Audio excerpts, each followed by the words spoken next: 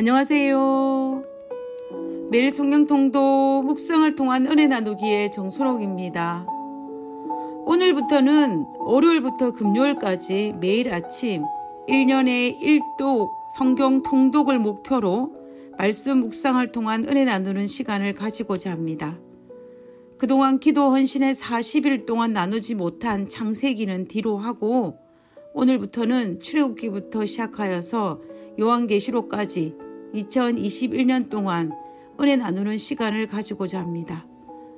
서로 함께 은혜 받는 시간이 되었으면 정말 좋겠습니다. 오늘의 제목은 되돌려 주신 하나님입니다. 오늘 성경 본문의 배경은 출애굽기 12장입니다.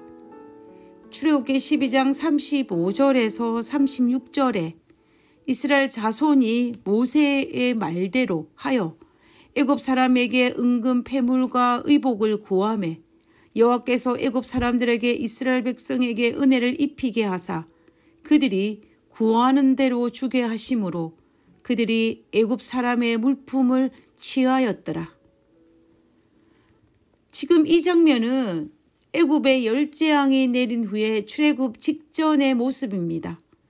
이스라엘 백성이 애굽을 탈출할 때에 애굽 왕 바로에게 쫓겨나는 것처럼 패전병의 모습으로 빈손으로 애굽을 쫓겨난 것이 아니었습니다. 애굽을 야반 도주하는 것처럼 도망치거나 처량하게 빈몸으로 나오지도 않았습니다. 마치 전쟁에서 승리한 것처럼 은금 패물과 같은 전리품을 챙겨서 당당하게 걸어 나오는 모습입니다. 그동안 억울하게 노예 생활하면서 수고했던 모든 억울함을 풀 수 있도록 당당하게 요구하고 당당하게 전리품을 챙겨서 양손에 가득 챙겨서 나오는 모습입니다. 장정 60만 명을 포함한 대략적으로 20만 명의 이스라엘 백성들과 잡족이라 기록된 이방인들과 그리고 양과 소를 비롯한 많은 가축대를 이끌고 애굽을 유유히 빠져나가 가나안 땅으로 가는 모습은 얼마나 감동적입니까? 이렇게 많은 전리품을 챙겨갈 것이라고는 이미 하나님께서 아브라함에게 약속하셨습니다. 창세기 15장 13절에서 14절에 보면 여호와께서 아브라함에게 이르시되 너는 반드시 알라. 내 자손이 이방에서 격이 되어 그들을 섬기겠고 그들은 400년 동안 내 자손을 괴롭히리니 그들이 섬기는 나라를 내가 징벌할지며 그 후에 내 자손이 큰 재물을 이끌고 나오리라. 그리고 하나님께서는 미디안 광야에서 양을 치고 있는 모세를 불러서 내 백성을 가나안 땅으로 데려가라고 말씀하실 때에도 이미 말씀하셨습니다. 출애굽기 3장 21절에서 22절에 보면 내가 애굽 사람으로 이 백성에게 은혜를 입히게 할지라 너희가 나갈 때에 빈손으로 가지 아니하리니 여인들은 모두 그 이웃 사람과 및 자기 집에 거류하는 여인에게 은패물과 금패물과 의복을 구하여 너희 자녀를 꾸미라. 너희는 애굽 사람들의 물품을 취하리라. 그리고 10번째 재앙이 내리기 바로 직전에 하나님께서 모세에게 다시 언급하셨습니다. 출애굽기 11장 2절에 백성에게 말하여 사람들에게 각기 이웃들에게 은금 패물을 구하게 하라 하시더니 모세의 명대로 이스라엘 백성들이 애굽인들에게 은금 패물을 요구하였을 때 구하는 대로 그들은 다 내주었습니다. 우리가 출애굽기에 있는 이 말씀을 볼 때 이스라엘 백성들이 애굽인에게 은금 패물을 구하였을 때 애굽인들이 마치 이스라엘 백성들에게 은혜를 베풀었던 것처럼 성경은 묘사하고 있습니다. 그러나 실상은 애굽인들이 이스라엘 백성을 사랑하거나 불쌍히 여기면서 연민으로 은혜를 베푼 것이 아니라 이스라엘 하나님에 대한 두려움, 모세에 대한 두려움, 이스라엘 백성에 대한 두려움으로 준 것입니다. 결국 애굽인들은 어쩔 수 없이 두려운 공포의 마음으로 그들이 구하는 대로 다 내어주었던 것입니다. 그러면 이스라엘 백성들이 무엇에 근거하여 애굽인들에게 은금을 요구하였을까요?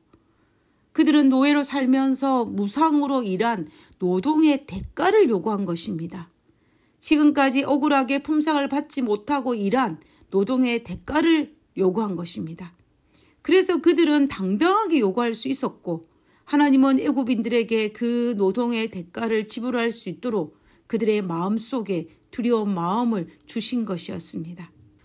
결국 이스라엘 백성들이 애굽인에게 노동의 대가를 받은 것이지 약탈자처럼 애굽인의 소유물을 요구한 것이 아니라는 사실에서 하나님은 정당한 방법에서 소유물을 가지게 하신 의도를 알 수가 있습니다.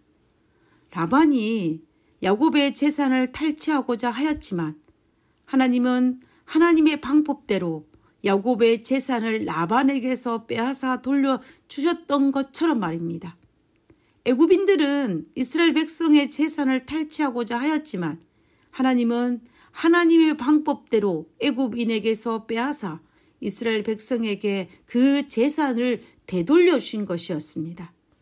결국 하나님 앞에 깨끗하고 정직하게 모은 재물이 복의 근원이 되는 것이지 정직하지 않고 탈취한 재물은 원주인에게 돌아갈 수밖에 없는 것입니다. 하나님께서 이스라엘 백성들을 사랑하사 노예로 산 땅에서 억울함을 풀어주시는 장면입니다. 그동안 강제로 노역을 한 그들의 서러움을 풀어주신 것입니다. 그동안 애굽인들은 아마도 이스라엘 백성들을 무시하고 구박하였을 것입니다. 그러나 하나님께서는 요구하는 품삯을 모두 내어줄 정도로 애굽인들은 이스라엘 백성들에 대해서 두려운 마음을 가지게 하셨습니다. 시편 23편 5절에 하신 말씀처럼 주께서 내 원수의 목전에서 내게 상을 베푸시는 모습입니다. 야곱을 공수로 가나안 땅에 돌아가지 않게 하신 하나님, 이스라엘 백성을 공수로 가나안 땅에 돌아가지 않게 하신 하나님은 바로 우리의 하나님이십니다. 이스라엘 백성의 공로가 아닌 하나님의 은혜로 당당하게 승리자처럼 가나안 땅을 향해 갔던 것처럼 우리도 하나님의 은혜로 사탄으로부터 승리자가 되어 승리자처럼 계가를 부르며 하늘에 올라갈 것입니다. 이스라엘 백성이 하나님의 은혜로 애굽 땅에서 승리자처럼 당당히 걸어갈 수 있었던 것처럼 우리도 하나님의 은혜로 하늘을 향하여 올라갈 것입니다. 이 얼마나 감동스러운 장면입니까?